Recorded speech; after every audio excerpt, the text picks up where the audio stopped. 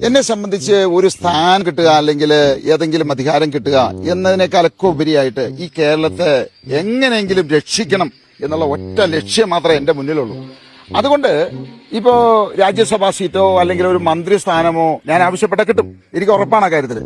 അതിന്റെ ഏറ്റവും വലിയൊരു ഉദാഹരണമാണ് ഇത്തവണ എന്നോട് PM-ന്റെ ഓഫീസിൽ നിന്ന് അതുപോലെ തന്നെ ഹോം മിനിസ്റ്റർ ഓഫീസിൽ നിന്ന് നിർബന്ധമായിട്ട് ഞാൻ മത്സരിക്കണം, എനിക്ക് ആവശ്യമുള്ള 140 മണ്ഡലങ്ങളിൽ ഏത് സീറ്റ് വേണമെങ്കിലും തിരഞ്ഞെടുക്കാം, അതിനുള്ളൊരു സ്വാതന്ത്ര്യം എനിക്ക് തന്നു.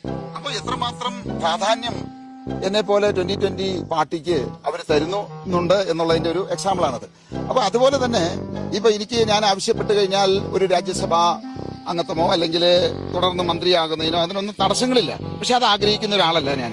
എന്റെ ലക്ഷ്യം, ഞാനിപ്പോ ഒരു MP ആയി വിചാരിക്കാം, അല്ലെങ്കിൽ ഒരു MLA ആയി വിചാരിക്കാം. അപ്പോൾ ഞാനൊരു MLA ആയ ഒരു പ്രദേശത്തിന്റെ മാത്രം MLA ആകുകയാണ്, ഒരു MP ആയ ഒരു പ്രദേശത്തിന്റെ MP ആവുകയാണ്, ഒരു മന്ത്രിയായ ഒരു വകുപ്പിന്റെ മാത്രമായിട്ട് ഞാൻ അവിടെ റെസ്ട്രിക്റ്റഡ് ആവുകയാണത്. അതേസമയത്ത് ഈ പറയുന്ന ഒരു കിരീടവും ഇല്ലാത്ത ഷാബു ജേക്കബ് കേരളത്തിന്റെ മൊത്തമായിട്ടുള്ള പ്രശ്നങ്ങൾ ഏത് വകുപ്പുകളിലും നമുക്ക് ഇടപെടാൻ സാധിക്കും. അപ്പോ ഈ പറയുന്ന 140 MLA-മാരും അതുപോലെ തന്നെ 20 MP-മാരും ചെയ്യുന്നതിനേക്കാൾ, അല്ലെങ്കിൽ നമ്മുടെ 2 മന്ത്രിമാരും ചെയ്യുന്നതിനേക്കാൾ കൂടുതൽ കാര്യങ്ങൾ നമുക്ക് ചെയ്യാൻ സാധിക്കും. ആ ഷാബു ജേക്കബ് ഇവരെക്കാൾ എല്ലാം ശക്തമായിരിക്കും എന്നുള്ളൊരു വിശ്വാസം എനിക്കുള്ളത്. അതുകൊണ്ട് തന്നെയാണ് ഞാൻ ഈ മന്ത്രിസ്ഥാനമോ MP സ്ഥാനമോ MLA സ്ഥാനമോ ഒന്നും ആഗ്രഹിക്കാതെ മത്സരത്തിൽ നിന്ന് മാറി നിന്നത്.